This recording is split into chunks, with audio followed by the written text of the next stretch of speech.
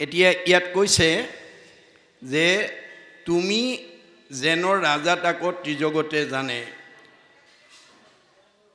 তোমাৰো গুণক বীৰ সকলে বখানে।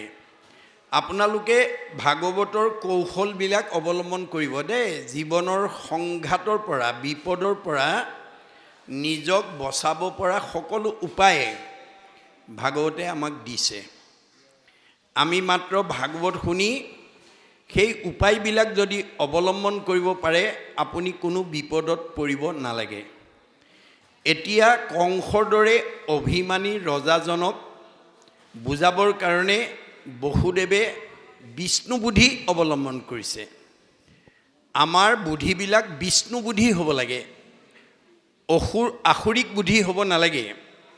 অৰ্থাৎ এজন অহংকাৰী মানুহক যদি আপুনি নিজৰ হাতৰ মুঠিলৈ আনিব বিচাৰে, তেতিয়াহ'লে তেওঁক আপুনি প্ৰথমতে তোষামোদ কৰিব লাগিব, তেওঁক মানে প্ৰশংসা কৰি ল'ব লাগিব। তেওঁৰ কিছুমান কথা মানে গুণ বখানি লৈ তেওঁক সান্তনা কৰাৰ পিছতে আপোনাৰ উদ্দেশ্যটো আপুনি সাৰ্থক কৰিব পাৰিব। অহংকাৰী মানুহক প্ৰতিবাদেৰে নহয়, তেওঁক তোষামোদেৰে কৰিব লাগিব। এতিয়া আকাশী বাণী শুনাৰ লগে লগে মহা অহংকাৰী কংসই নিজৰ ভনীয়েকক কাটিবৰ কাৰণে যেতিয়া খৰ্গ উলিয়াই ল'লে, তেতিয়া বসুদেৱে কি কৰিছে? তেওঁক প্ৰশংসা কৰিছে। কি বুলি কৈছে? তুমি যেন ৰাজা তাকো ত্ৰিজগতে জানে, তুমি কেনেকুৱা পৰাক্ৰমী ৰজা সকলোৱে জানে, তোমাৰো গুণক বীৰ সকলে বখানে। তোমাৰ এই বীৰত্বৰ কথা সকলো বীৰে প্ৰশংসা কৰে।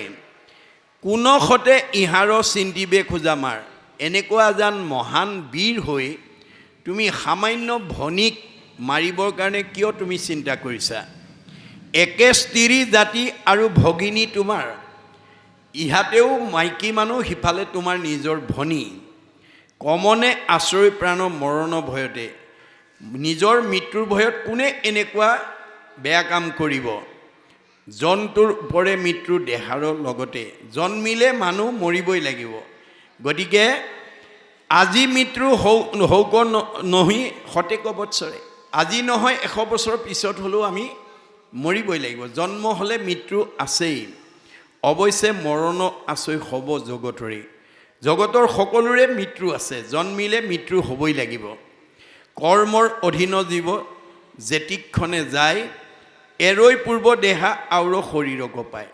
কৰ্মৰ ওপৰত নিৰ্ভৰ কৰিহে আমি এইটো দেহা এৰি কোনটো দেহালৈ যাম নিৰ্ভৰ কৰিব। গতিকে আমাৰ যাবৰ সময়ত যি ভাৱনা লৈ মৰিম, জং জং অপি স্মৰণ ভাৱং তেজতে অন্তে কলে বৰম, তম তমেই বৈতি কৌন্তে সদা তৎ ভাৱ ভাবিত। ভগৱানে অৰ্জুনক কৈছে, হে অৰ্জুন, তুমি যাবৰ সময়ত যি ভাৱনা লৈ যাবা, ভাৱনাৰ অনুকূল জন্মটো তুমি পিছৰ জন্মত ধাৰণা কৰিব লাগিব। ভাগৱতত গুৰুজনে বৰ্ণনা কৰিছে, মৰিবাৰ বেলা যাক চিন্তি মৰৈ নৰ, উপজিয়া পাৱে পাছে সেহি কলে বৰ। মৰিবৰ সময়ত আপুনি যি ভাবি মৰিব, পিছত সেইটো জন্মই ধাৰণ কৰিব লাগে। এতিয়া আমি মৰিবৰ সময়ত কেনেকৈ মৰিব লাগে? মুখে বোলা ৰাম, হৃদয়ে ধৰা ৰূপ, এতেকে মুকুতি পাইবা কহিলো স্বৰূপ।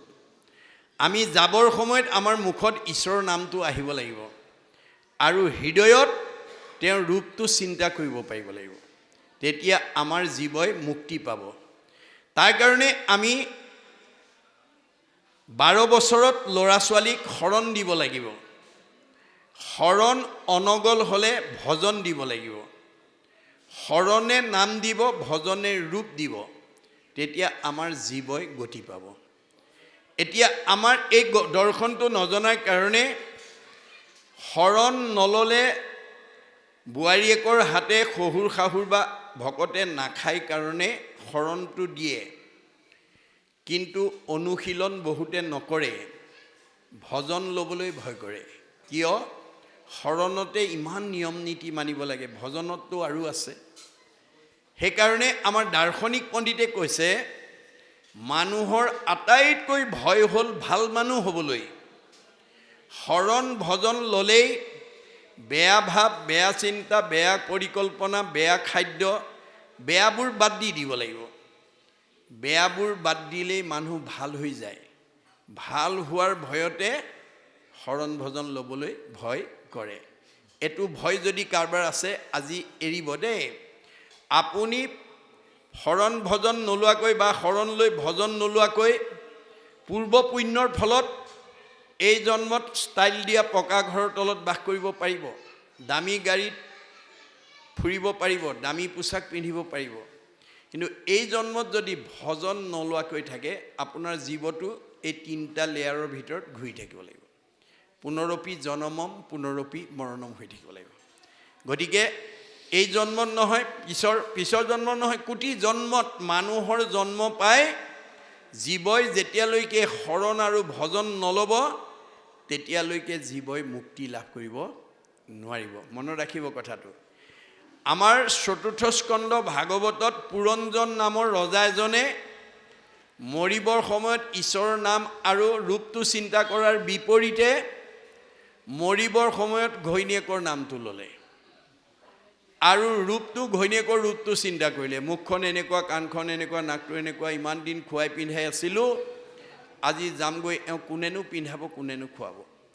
পুৰঞ্জনে স্ত্ৰী ৰূপ চিন্তিয়া মনত, স্ত্ৰী হুয়া উপজিলে ঘোৰ সংসাৰত। পুৰঞ্জনে মাইকী মানুহৰ চিন্তা কৰি মৰাৰ কাৰণে মাইকী মানুহ হৈ জন্ম ল'ব লগা হ'ল। আপোনালোকৰ কাৰোবাৰ সাল সলনি হ'বলৈ মন থাকিলে এই পালি ঔষধ খাব লাগিব দেই। জ্বৰ ভৰতে হৰিণাৰ চিন্তা মৰাৰ কাৰণে হৰিণাৰ জন্ম পাব লগা হ'ল। মহাপুৰুষ মাধৱদেৱে ভক্তিৰ ৰত্নাৱলীত তেনেকুৱা বিজ্ঞানসন্মত এটা আমাক দেখুৱাই থৈ গৈছে যে বাঘ পৰুৱাই পোৱালি নাপাৰে, জীয়া পোক পৰুৱা মকৰা ফৰিং এটা ধৰি আনি নিজৰ বাঁহত জীয়াই জীয়াই সোমাই দিয়ে। বাঘ পৰুৱা মানে কুমাৰণী। যেন বাঘ পৰুৱা ধৰিয়া পোকা যত, নামাৰি জীয়ন্তে আনি থয় বাসত। আৰু বাঁহটোত কোন কোনাই থাকে মুখৰ আগত। বাঘ পৰু আকৌ পোকে চিন্তিয়া ভয়ত, তাহাৰ স্বৰূপ পাই সেহি শৰীৰত। যে ৰাতিয়ে দিনে সেই বাঘ পৰুৱাৰ চেহেৰাটোকে চিন্তা কৰি থাকোঁতে বাঁহৰ ভিতৰত তাৰ আকাৰটো বাঘ পৰুৱালৈ ৰূপান্তৰ হৈ যায়। এহি মতে জীৱা যাক চিন্তিয়া থাকয়, তাহাৰ স্বৰূপ সিটো অৱশ্যে পাবই। গতিকে আমি যিটো চিন্তা কৰি থাকিম সেই স্বৰূপটো আমি পিছৰ জন্মত ধাৰণ কৰিব লাগিব। সেইকাৰণে কেতিয়াবা আমি মানুহৰ জন্ম পায়ো গছ লতা হ'বলগীয়া হ'ব পাৰে। মানুহৰ জন্ম পাই যদি ঈশ্বৰক ভজনা নকৰে, মনুষ্যৰ জন্ম পাই হৰি নভজিলা, অৱশ্যে হুইবা ভাই তীৰ্ণ তৰু শিলা। গছ গছনিবিলাকে মানুহৰ জন্ম পাবৰ কাৰণে দিনে ৰাতিয়ে চেষ্টা কৰি আছে। বেদত কৈছে পৰোপকাৰায় ফলন্তি বৃক্ষা। গছবিলাকে ফল দি আছে, নিজে নাখায়, জীৱ জন্তু মানুহক খুৱাই উপকাৰ কৰিছে। কি লাগে? মানুহৰ জন্ম লাগে। পৰোপকাৰায় দুগ্ধন্তি গাব। গাইবিলাকে গাখীৰ দি আছে, নিজে নাখায়, আনক খুৱাই উপকাৰ কৰি আছে। কি লাগে? মানুহৰ জন্ম লাগে। পৰোপকাৰায় বহন্তি নদ্যা। নদীবিলাক অহৰহ বৈ আছে পৰৰ উপকাৰ সাধন কৰি। কি লাগে? মানুহৰ জন্ম লাগে। প্ৰকৃতি জগতৰ সকলো জীৱই মানুহৰ জন্ম পাবৰ কাৰণে অহোৰাত্ৰ চেষ্টা কৰি আছে। প্ৰকৃতি জগতৰ দূৰৰ কথা, স্বৰ্গৰ দেৱতাসকলেও ব্ৰহ্মাকে প্ৰমুখ্য কৰি ৩৩ কোটি দেৱতাই এই পৃথিৱীত মানুহৰ জন্ম পাবৰ কাৰণে চেষ্টা কৰি আছে বুলি বেদত উল্লেখ আছে। অতু হি দেৱা ইচ্ছন্তি জন্ম ভাৰত ভূতলে। এই পৃথিৱীত যদি মানুহৰ জন্ম পায়, আজিৰ দৰে ঈশ্বৰত ভক্তি কৰি জীৱই মুক্তি পাব পাৰে। অন্য জীৱই নোৱাৰে। স্বৰ্গত ভোগবাদ আৰু বস্তুবাদ আছে, কিন্তু ভক্তিবাদ নাই। ভক্তি কেৱল এই পৃথিৱীতহে আছে। সেইকাৰণে দেৱতাসকলেও মানুহৰ জন্ম পাবৰ কাৰণে বাঞ্ছা কৰে। আৰু মানুহৰ জন্ম পাই যদি আমি সেই কথা উপলব্ধি নকৰোঁ, তেতিয়াহ'লে আমি আকৌ ক'লৈ যাব লাগিব? মনুষ্যৰ জন্ম পাই হৰি নভজিলা, অৱশ্যে হুইবা ভাই তীৰ্ণ তৰুশিলা। গছবিলাক ওপৰলৈ আহি আছে, সেই খালী ঠাইবিলাকত গৈ আমি আকৌ গছ গছনি হ'বগৈ লাগিব। গতিকে মহাপুৰুষ শংকৰদেৱে এই ভাৰতবৰ্ষত মানুহৰ জন্ম পোৱাবিলাকক 4 ধন্যৰ পাত্ৰ বুলি উল্লেখ কৰি গৈছে। ধন্য ধন্য কলিকাল, ধন্য নৰ তনুভাল, ধন্য ধন্য ভাৰত বৰিষে, ধন্য ধন্য ৰাম নাম। অৰ্থাৎ আমি 3টা ধন্য অতিক্ৰম কৰিলোঁ। কলি যুগত ভাৰতবৰ্ষত নৰপাত্ৰ পালোঁ। এতিয়া আমি 4 নম্বৰ ধন্যটো কাৰ্যকৰী কৰিব লাগে, ৰাম নাম ল'ব লাগে দেই, তে আমাৰ জীৱই গতি পায়। এতিয়া আমাৰ বহুতে প্ৰশ্ন কৰে যে পৃথিৱীৰ ভিতৰত ভাৰতবৰ্ষত জন্মগ্ৰহণ কৰাসকল যদি 4 ধন্যৰ পাত্ৰ হয়, প্ৰগতিশীল ৰাছিয়া, আমেৰিকা, জাপান, ইংলেণ্ডৰ দৰে দেশবিলাকত জন্মগ্ৰহণ কৰাবিলাক দুৰ্ভগীয়া নেকি? শংকৰদেৱে তাৰ উত্তৰ দি থৈ গৈছে, আতবিনে আনভূমি যতেক আশ্ৰয়, ভোগৰেখে দেশ বুলি জানিবা নিশ্চয়।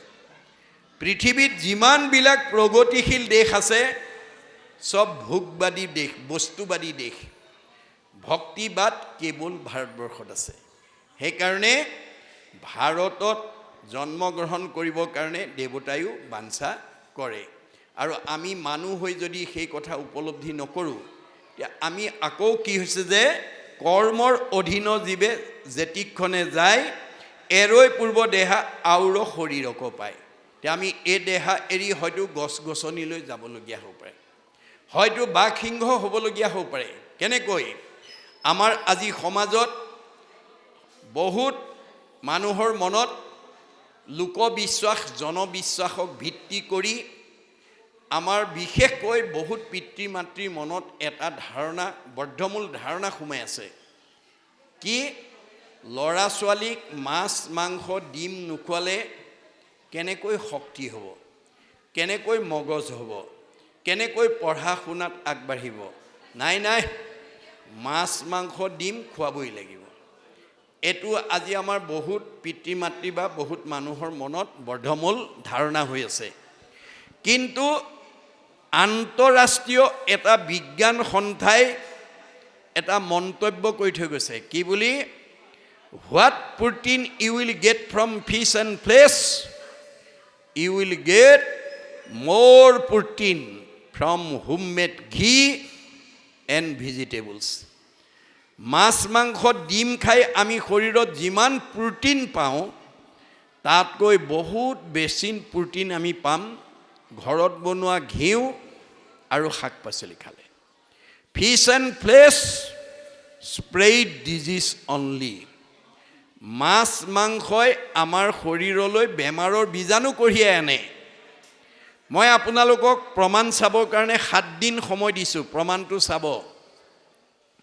7 দিন পুৱা দুপৰীয়া গধূলি, পুৱা দুপৰীয়া গধূলি মাছ মাংস ডিম, মাছ মাংস ডিম খাই থাকক, ল'ৰা ছোৱালীকো খুৱাই থাকক।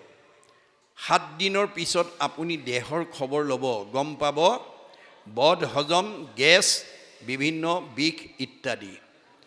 কিন্তু নিৰামিষ গোটেই বছৰ খাই থাকিলেও সেই অসুবিধাৰ সন্মুখীন হ'ব নালাগে। প্ৰকৃতি জগতলৈ চালেও আমি তাৰ উত্তৰ বিচাৰি পাওঁ। বাঘ সিংহ মাংসহাৰী, হাতী তৃণভোজী। আয়ুস কাৰ বেছি? হাতীৰ।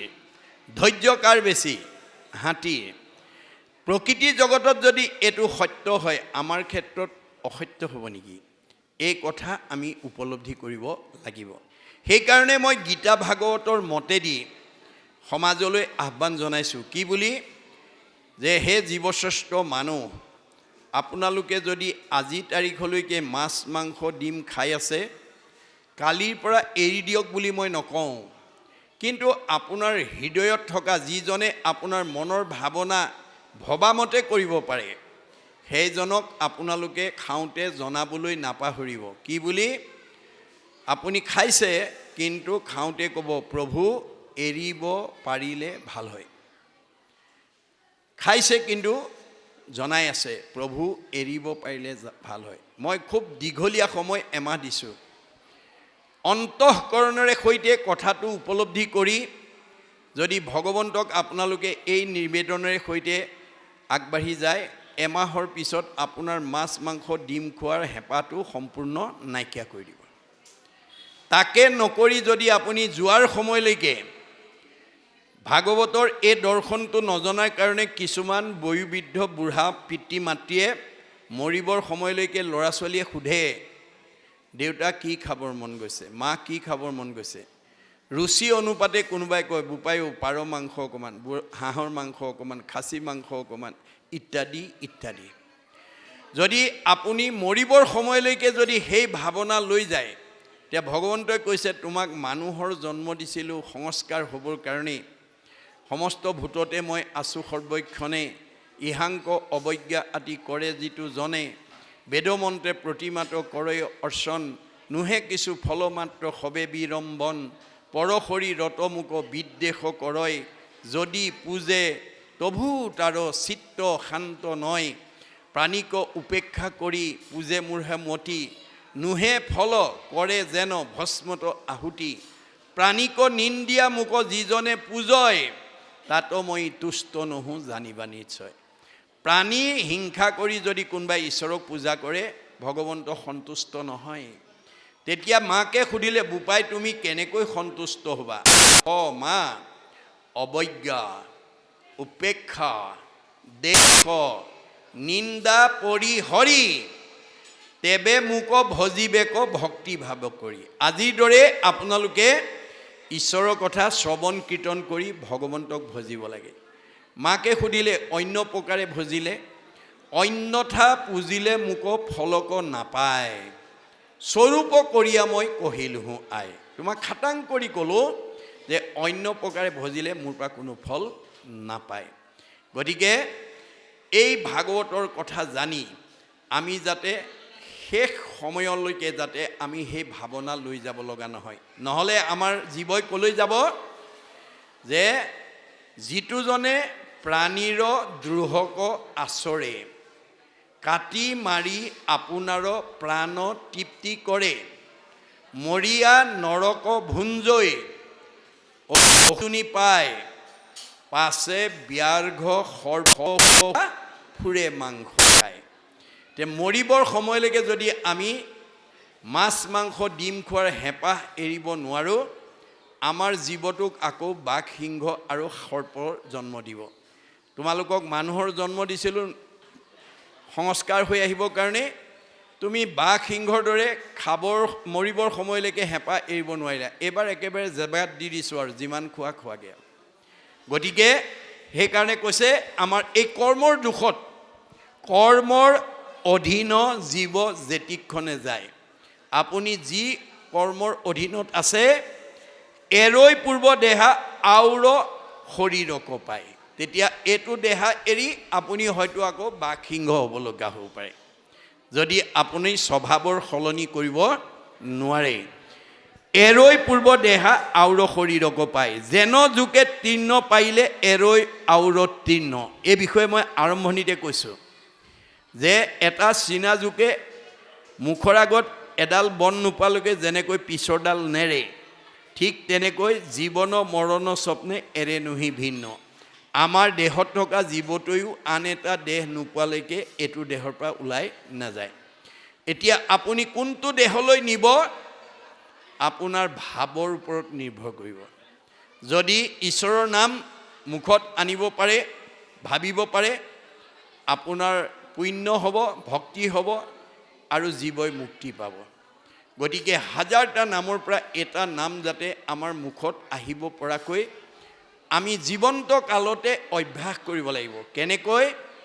মাধৱদেৱে কৈছে, পৰে বা পিছলে সৰ্পে বা দংশয় জ্বৰে তাপ পীড়া কৰে এতেকতে যদি হৰি নাম লয় যমযাতনা কতৰৈ খিমখিমীয়া বৰষুণ গাঁৱলীয়া ৰাস্তা আপুনি গৈ থাকোঁতে হঠাৎ ভৰিখন পিছল খালে হঠাৎ উজুতি খালে তেতিয়া আমাৰ মুখত ভগৱন্তৰ নাম আহিব লাগে কৃষ্ণ ৰাম বাপ কিন্তু আজি আমি সেই অভ্যাসটো নকৰাৰ কাৰণে আমাৰ হঠাতে পিছল বা উজুতি খালে গণ্ডগোলীয়া শব্দ মুখত আহি যায় সেই ঠাইত আমি কৃষ্ণ বুলি ক'বলৈ অভ্যাস কৰিব লাগিব আমাৰ দাৰ্শনিক পণ্ডিতে কৈছে you have to keep the practice of remembrance নাম স্মৰণ every day every hour rather every second 24 ঘণ্টাত 1 ছেকেণ্ড হ'লেও ভগৱন্তৰ হাজাৰটা নামৰ পৰা এটা নাম ল'বলৈ আমি অভ্যাস কৰিব লাগে When a strong habit is formed by unceasing practice throughout the period of life, then it would be easy to remember God at the time of the death. এই ধৰণে অভ্যাস কৰোঁতে কৰোঁতে আমাৰ যেতিয়া এটা ষ্ট্ৰং হেবিট হৈ যাব সবল অভ্যাসত পৰিণত হ'ব তেতিয়া মৰিবৰ সময়ত অজামিলৰ দৰে নাৰায়ণ অনায়াসে আহি যাব অজামিলে 10 নম্বৰ ল'ৰাৰ নামটোহে নাৰায়ণ ৰাখিছিলে পুতেকৰ নাম ভগৱানৰ নাম বুলি নাজানে মাধৱদেৱেহে আমাক চিনাকি কৰি দিছে চাৰিও বেদৰ 4 অক্ষৰ সাৰ কাঢ়ি আনি ব্ৰহ্মাদেৱে বেকত কৰিয়া থৈলা নাৰায়ণৰ নাম সেই নাৰায়ণৰ নাম লৈয়া শুদ্ধ কৰোঁ আমি চিত্তকায়া হৰি সন্তোষৰ কাৰণ আন নাজানি গতিকে 4 বেদৰ 4 অক্ষৰৰ যুক্ত নাৰায়ণ নামটো পুতেকৰ নাম থোৱাৰ কাৰণে নজনাকৈও পুতেকৰ নাম লওঁতে তেওঁ মুক্তি লাভ কৰিলে সেইকাৰণে আমাৰ গুৰুজনাৰ দৰ্শন মতে আমি ল'ৰা ছোৱালীৰ নাম জ্যোতিষীৰ ওচৰত চাবলৈ যাব নালাগে ভগৱন্তৰ হাজাৰটা নামৰ পৰা এটা নাম মনে ভাল পোৱা নামেৰে যদি ল'ৰা ছোৱালীৰ নাম ৰাখে ল'ৰা ছোৱালীৰ নামত মাতিলেও আমাৰ জীৱই গতি পায় সেইকাৰণে আমাৰ ভাৱনাৰ ওপৰতহে আমাৰ জীৱটো ওপৰলৈ যাবনে তললৈ যাব মানুহ হ'বনে গছলতা হ'ব বা বাঘসিংহ হ'ব নিৰ্ভৰ কৰিব সেইকাৰণে আমি হাজাৰটা নামৰ পৰা এটা নাম যাতে আমাৰ ল'ৰা ছোৱালীয়ে ঘৰখনৰ পৰিয়ালে সমাজৰ মানুহে যাতে ল'ব পাৰে তাৰ কাৰণে আমি যত্নপৰ হ'ব লাগিব মাধৱদেৱে কৈছে ৰাম কৃষ্ণ নাম যিটো সদায় ফুৰে গায় সদায়েই মংগল তাৰ অমংগল নাই ভগৱন্তৰ দুটা আখৰৰ ৰাম কৃষ্ণ নামটো যদি আমি সদায় গাই থাকিব পাৰোঁ আমি সদায় মংগলৰ সন্মুখীন অমংগল নাই দাৰ্শনিক পণ্ডিতে কৈছে sing of Hari with his form in heart no other virtue is greater than name's worth ভগৱন্তৰ হাজাৰটা নামৰ পৰা এটা নাম যদি আমাৰ পৰিয়ালৰ ল'ৰা ছোৱালী সমাজৰ মুখত যদি ওলায় তাতকৈ আৰু পুণ্য বেলেগ নাই গতিকে আমি ভগৱন্তৰ হাজাৰটা নামৰ পৰা এটা নাম যাতে আমি সদায় খাওঁতে শুওঁতে উঠোঁতে লৰোঁতে আমাৰ যাতে মুখত আহে তাৰ প্ৰতি আমি গুৰুত্ব দিব লাগিব হেন তোমাৰেহে কনিষ্ঠ ইহপৰ লোকে নাহি দুহিৰ কল্যাণ বিস্তৰ কৰিব কিবা তুমি সৰ্বজান গতিকে ওপৰত কৈছে যিটো জনে কুশলক চিন্তে আপোনাৰ হেন জানি দ্ৰোহ নিচিন্তিবিও কেকাৰ আমি নিজৰ মংগল চিন্তা কৰিবলৈ হ'লে আনৰ দ্ৰোহ আচৰণ কৰিব নালাগে কাক কৰিব চবতে ভগৱান আছে যত দেখা ভূত প্ৰাণী সবাহাকে বিষ্ণু মানি হিংসা এৰি কৰা উপকাৰ ভগৱান চবতে আছে পাৰিলে কাৰোবাক উপকাৰ কৰিব লাগে কাকো হিংসা কৰিব নালাগে হেন জানি দ্ৰোহ নিচিন্তিও কেৱেকাৰ আমি কোনেও কাৰো হিংসা কৰিব নালাগে আপুনি কাৰোবাক হিংসা কৰিলে আপুনি দুগুণ দুখ কষ্ট পাব আপুনি কাৰোবাক ঠগিলে আপুনি আনৰ দ্বাৰা ঠগ খাব if we deceive others we are also' deceived by others আপোনাৰ সুখৰ কাৰণে যদি আন এজনক দুখ দিয়ে আপুনি দুখ পাব লাগিব আপোনাৰ পৰিয়ালটোৰ সুখৰ কাৰণে আন এটা পৰিয়ালক যদি দুখ দিয়ে আপোনাৰ পৰিয়ালটোৰ পাপ হ'ব, দুখ ভুগিব লাগিব। সেইকাৰণে সৰ্বপল্লী ৰাধাকৃষ্ণনে এটা মন্তব্য দি গৈছে, কি বুলি?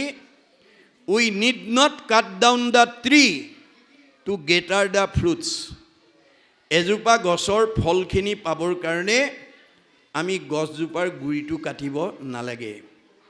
In order perfect human society it is not necessary for us to destroy the family or the nation.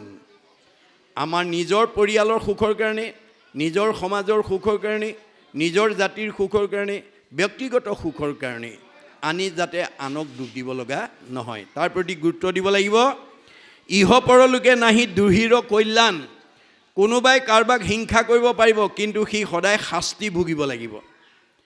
মনত ৰাখিব দেই, আনক হিংসা কৰিলে সি দুখ কষ্ট ভুগিব লাগিব, তাৰ কেতিয়াও শান্তি নহয় বুলি কৈছে। ইহ পৰলোকে নাহি দুহিৰ কল্যাণ। বিস্তৰ কহিবো কিবা তুমি সৰ্বজান। তুমি সকলো জানা, মই আৰু বেছিকৈ নকওঁ, এই বুলি মানে বসুদেৱে কংসক কৈছে। তোমাৰে সে কনিষ্ঠ ভগিনী জীও প্ৰায় হেন জানি আংক কাটিবাক নোযোৱাই। যিহেতু তোমাৰ ভনী তুমি তুলি তালি ডাঙৰ দীঘল কৰিছা, গতিকে এওঁক তুমি কটাটো উচিত নহয়। ক্ষমিয়োক ৰাজা তুমি দীন দয়াশীল, আগ পাছ চিনাই আৰু বিস্তৰ কহি বুলিল। এনেধৰণে তেওঁক ক্ষমা কৰিবৰ কাৰণে আগ পাছ বহুতখিনি কথা বুজালে। কৰিলা কাকুতি তাংক অনেক কাৰুণ্যে, তথাপিতো দৈৱকীক নেৰিল দাৰুণে। বহুত কাকুতি মিনতি কৰি বুজোৱাৰ পিছতো তেওঁ দৈৱকীক এৰি দিয়া নাই। পৰম দাৰুণ কংস ঘাতুক পৰাই, দেখি বসুদেৱে দুনাই চিন্তিলা উপায়। তেওঁ আকৌ পুনৰ চিন্তা কৰিলে। কিয়? আমাৰ এটা বেদত কথা আছে, যত্ৰ অপায় অস্তি তত্ৰ উপায়ম অপি অস্তি। য'ত অপায় থাকে তাত ভগৱানে উপায়ৰ ব্যৱস্থাও কৰি থয়, মাত্ৰ আমি দূৰদৰ্শিতাৰে চিন্তা কৰিব লাগিব। এতিয়া মানে বসুদেৱে এতিয়া আকৌ পুনৰ চিন্তা কৰিছে, কি বুলি? যাৱে বল বুদ্ধি থাকে থিৰ কৰি মন, মৃত্যুক তৰিবে লাগি কৰিবা যতন। যেতিয়ালৈকে আমাৰ প্ৰাণ থকালৈকে আমি যাতে নিজক মানে সজীৱ কৰি জীৱন্ত কৰি ৰাখিব পাৰোঁ, তাৰ কাৰণে আমি যত্নপৰ হ'ব লাগিব। পুত্ৰক অৰ্পিব বুলি কংস নৃপতিক, ইহাৰ হাতৰ এৰাওঁ দৈৱকীক। এতিয়া তেওঁ উপায় বিচাৰি পালে যে মোৰ ভৱিষ্যত যি পুত্ৰ হ'ব, মই হোৱাৰ লগে লগে কংসৰ হাতত অৰ্পণ কৰিম বুলি যদি কওঁ, নিশ্চয় কংসই দৈৱকীক এৰি দিব। এই ভাৱনাটো তেওঁ মনলৈ আহিল। তাৰপিছত কি কৰিলে? কিবা দৈৱকীক গৰ্ভে পুত্ৰ অনুপজয়, কিবা কংস মৰি আগে যাই জমালয়।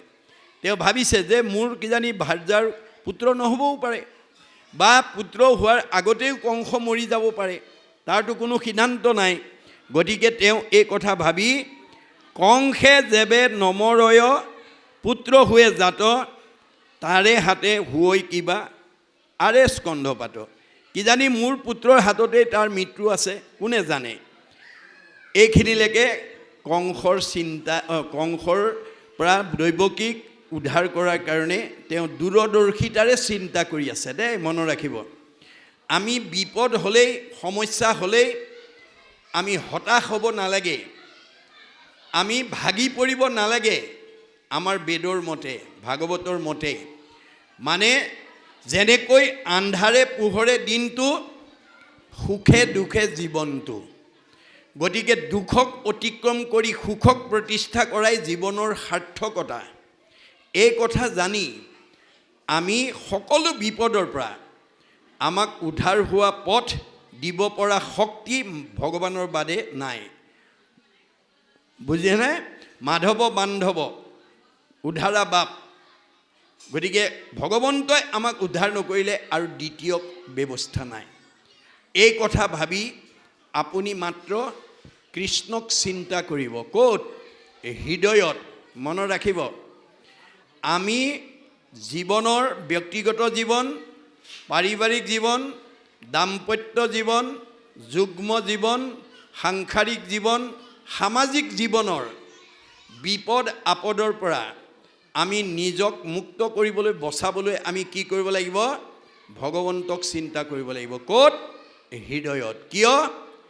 তুমি সি কেৱলে সঁচা, মিছা সবে আন, জানি জ্ঞানী গণে কৰে হৃদয়তে ধ্যান। যিসকলে শাস্ত্ৰ ভাগৱত পঢ়ি এই জ্ঞানটো পাইছে, সেইসকলে ভগৱানক হৃদয়তে চিন্তা কৰি সমস্ত বিপদৰ পৰা নিজক মুক্ত কৰিব পাৰে। কাৰণ আমাৰ ভাগৱতত উল্লেখ কৰিছে কি? যে ভগৱন্ত আমাৰ সমস্ত হৃদয়তে আছে। সমস্ত ভূতৰে মই আছোঁ হৃদয়ত। কি কাৰণে আছে? আমাৰ মনৰ ভাৱনাবিলাক পূৰণ কৰিবৰ কাৰণে। গতিকে তেওঁ কেনেকৈ আছে? নিৰাকাৰ, নিৰ্গুণ, অদৃশ্য, অব্যক্ত। কিন্তু আমাৰ ভাগৱতত কৈছে, যদিও তেওঁ নিৰ্গুণ, নিৰাকাৰ, অদৃশ্য, অব্যক্ত অৱস্থাত আছে হৃদয়তে, আমি তেওঁৰ নাম ল'লেই ব্যক্ত হৈ যায় আৰু আমাৰ সমস্যা সমাধানৰ পথ দিয়ে। অব্যক্ত ঈশ্বৰ হৰি জাত পৰে নাহি নাহি, পৰম পুৰুষ ভগৱান ভক্তজনে লৈলে নাম, পূৰ্ণ কৰি মন কাম অন্তৰতে দেই সমিধান। আপোনাৰ কি সমস্যা হৈছে? আপুনি কি বিপদত পৰিছে? হাত দুখন হৃদয়লৈ নি একান্ত মনে চিন্তা কৰক। আপোনাৰ সকলো সমস্যা সমাধানৰ পথ ভগৱন্তই হৃদয়তে দি দিব। যি গুণত বিচাৰিব সেই গুণতে দিব। অগুণ নাম অনুসৰি বেকত হো অন্ত হৰি, সুমৰন্ত যেই জীৱা ভাবে, সেহি ভাবে ভকতৰ পূৰ্ণ কৰি মন কাম। ঈশ্বৰৰ নামৰ প্ৰভাৱে। ভাগৱতে চব পদ দি দিছে দেই, বিপদৰ পৰা কেনেকৈ আমি নিজক উদ্ধাৰ কৰিব লাগিব। আপুনি বলেৰে নহ'ব, ঈশ্বৰক আৰাধনা কৰিব লাগিব। যি গুণত বিচাৰিব সেই গুণৰ কাম কৰি দিব। এতিয়া আমি সমাজত ভগৱানক তিনি গুণত মানুহে বিচাৰি থাকে দেই। কোনোবাই তমগুণত, কোনোবাই ৰজগুণত, কোনোবাই সত্ত্বগুণত।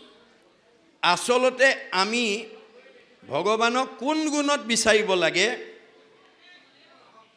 আমাক ভাগৱতত কৈছে ভগৱন্তই।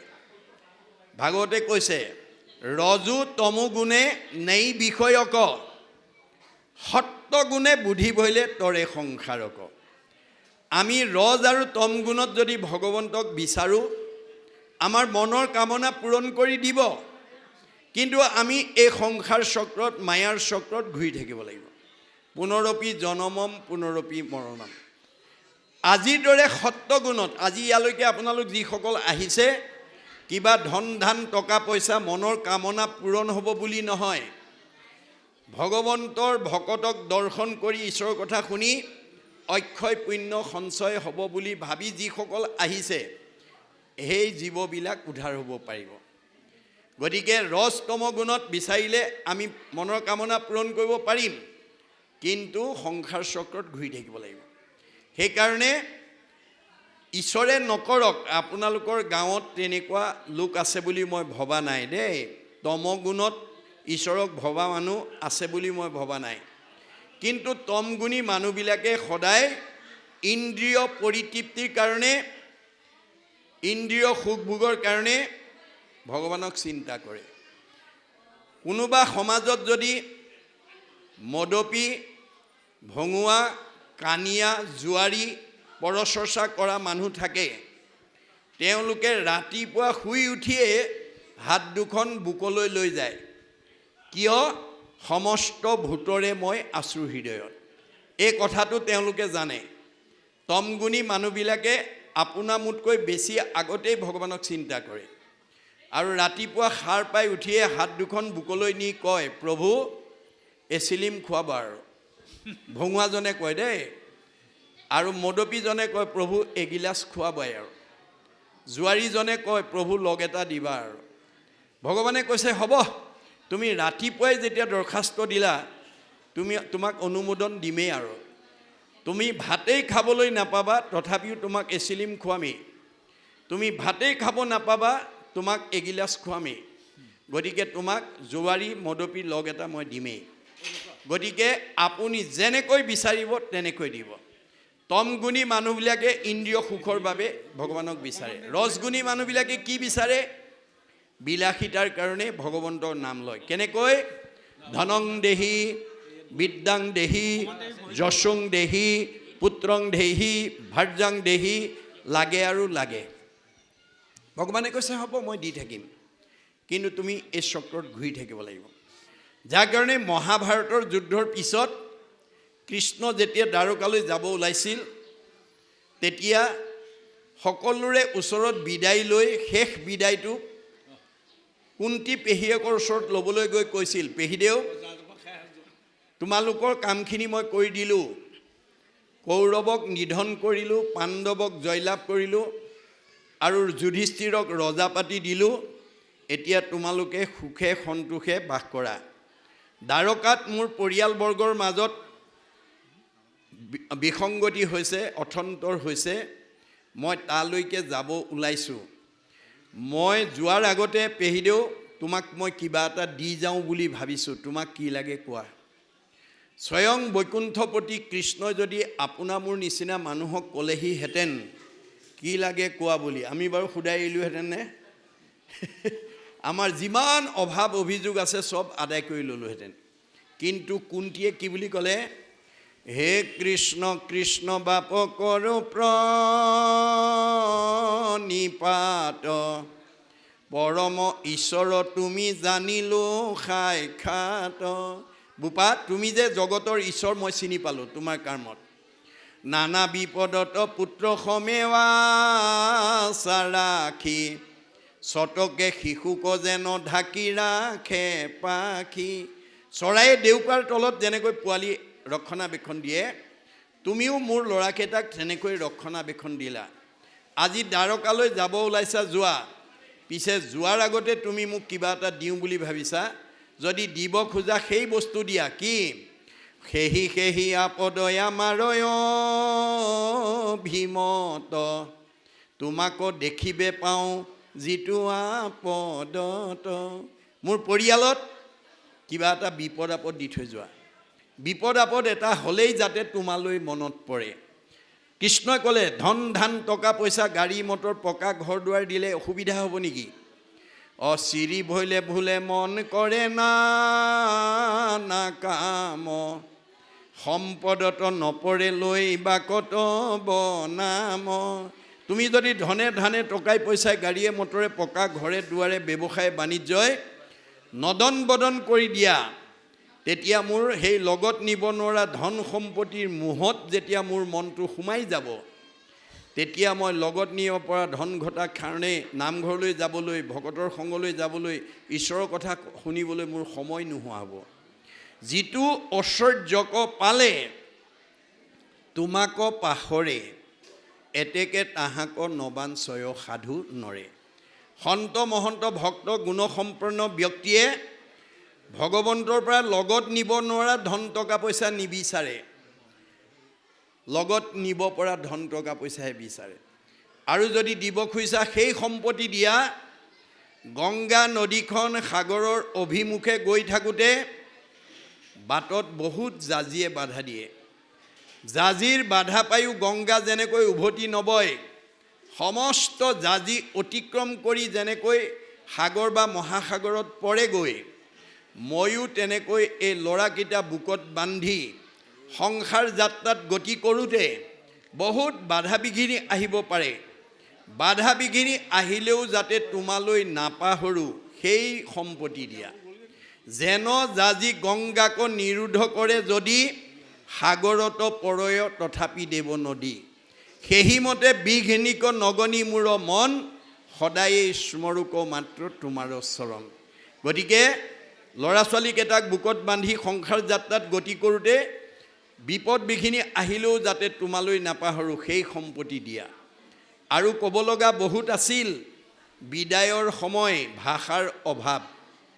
একো কহি বাক মই নপাৰোঁ সম্প্ৰতি, যেই লাগে কৰা দেৱ অগতিৰ অগতি।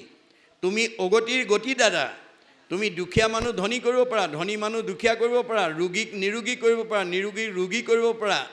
সকলোৰে মনৰ কথা তুমি জানা, যে মোৰ মনৰ ভাৱ বুজি যি কৰিলে ভাল হয় তুমি নিজেই তাকেই কৰা।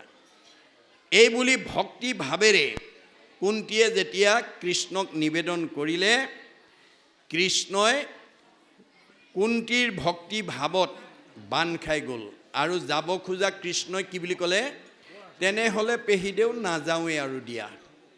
নাযাইবো দ্বাৰকা বুলি পালতিলা হৰি, দুনাই গিহে পখিলা কুন্তীক আগ কৰি। যাব খোজা কৃষ্ণ আকৌ ছমাহ হস্তিনাপুৰত থাকিব লগা হ'ল। এয়া হৈছে ভক্তিৰ মহিমা। এই আদৰ্শৰে আমি এই কৌশলৰে, এই নীতিৰে, এই ভক্তি ভাৱেৰে আমি যাতে ঈশ্বৰক আৰাধনা কৰিব পাৰোঁ, ঈশ্বৰক চিন্তা কৰিব পাৰোঁ, সমস্ত সমস্যাৰ পৰা নিজক মুক্ত কৰিব পাৰোঁ, তাৰ পথ ভাগৱতে দি আছে। এইখিনিকে ক'লে ইয়াৰ পিছত কি আছে আমি আকৌ পুনৰ পদবন্ধে আলোচনা কৰিম। বাহক কৃষ্ণ।